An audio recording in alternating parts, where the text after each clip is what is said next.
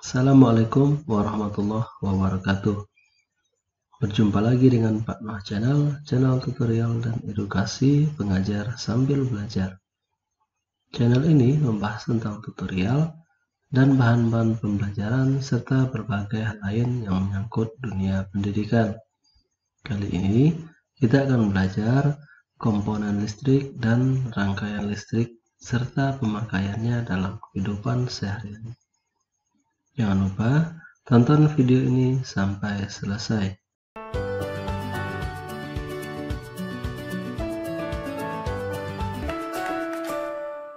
Adik-adik sekalian, coba perhatikan gambar berikut.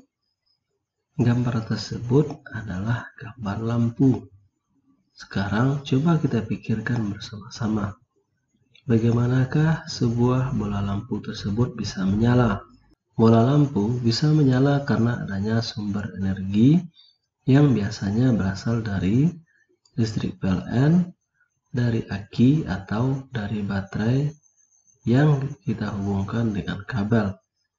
Benda-benda yang kita sebutkan di atas berupa bola lampu, baterai, dan kabel itulah yang kita sebut sebagai komponen listrik. Untuk memahami apa saja komponen listrik, perhatikan gambar berikut. Secara sederhana, komponen listrik terdiri dari 1. Sumber daya atau sumber tegangan yang berfungsi menghasilkan arus listrik. Arus listrik mengalir dari kutub positif ke kutub negatif. Contoh sumber tegangan listrik tersebut misalnya listrik PLN, baterai, dan aki.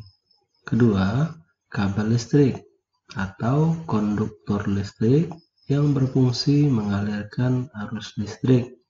Contohnya kabel yang kita pakai di rumah kita. Ketiga, alat-alat listrik yang disebut juga sebagai tahanan listrik. Contohnya bola lampu, setrika, dan kipas angin.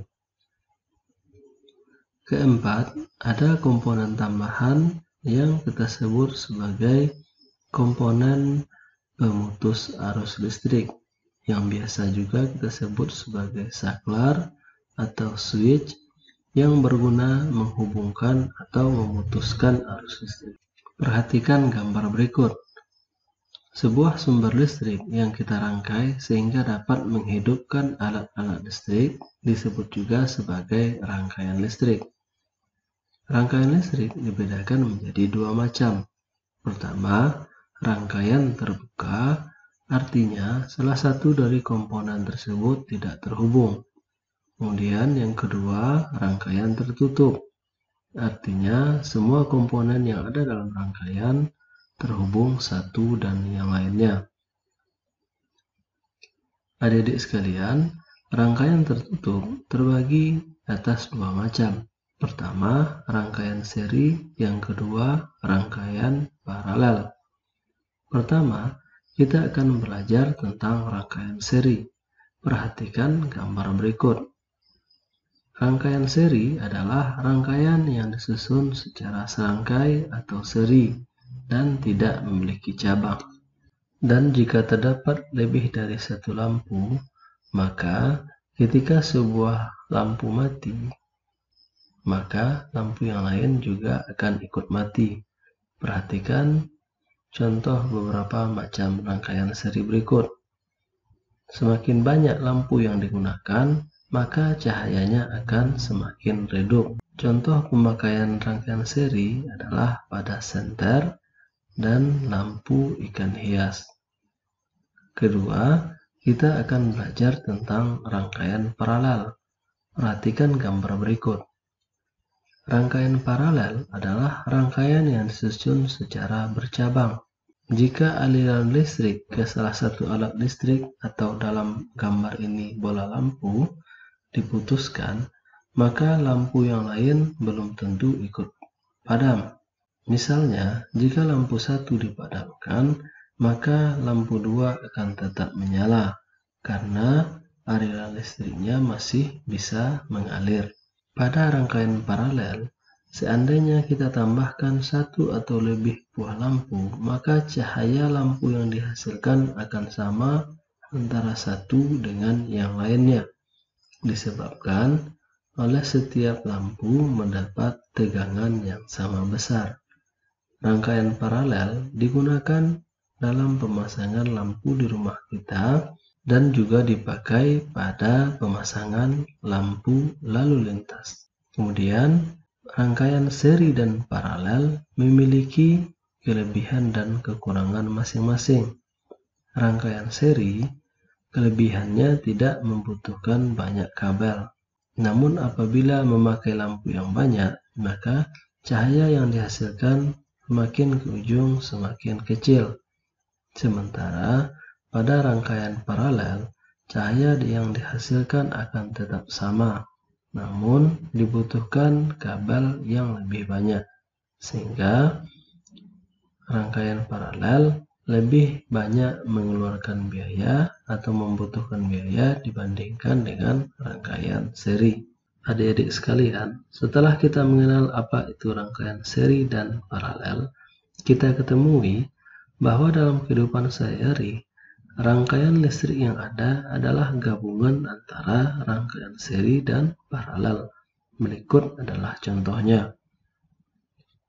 Bagian yang ini merupakan rangkaian yang seri, sementara bagian yang ini merupakan rangkaian paralel.